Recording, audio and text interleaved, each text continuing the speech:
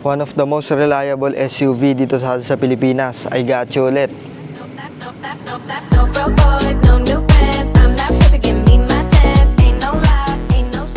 So this is the 2021 Nissan Terra EL automatic transmission. Exterior-wise, fresh original paint at super kintab niyan.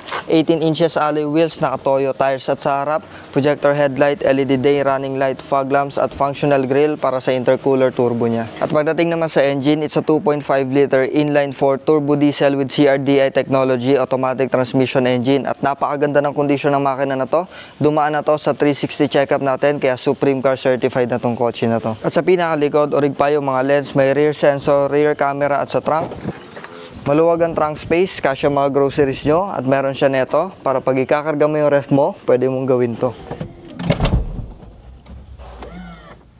At sa loob, super clean na headliner, intact fabric seats at maayos na steering wheel, analog and digital display with 60,000 kilometers on the clock only, well-designed na dashboard at napakalaking infotainment system, climate control, automatic transmission, 2 cup holders at center console. At sa second row, okay ang leg, shoulder and headroom, 6 foot ang height ko, meron siyang aircon controls, air vents, another air vents and armrest with 2 built-in cup holders. At sa pinakalikod, surprisingly, kasya ako at meron siyang 2 air vents, 2 cup holders on both sides. Best buy to for reliability, family use, and daily driving. Kaya kung gusto mo to, for only 1,085,000 pesos, mauuwi mo na to. Open to for cash, trade-in and financing. Kaya tumawag ka na, reserve mo na to. Peace out.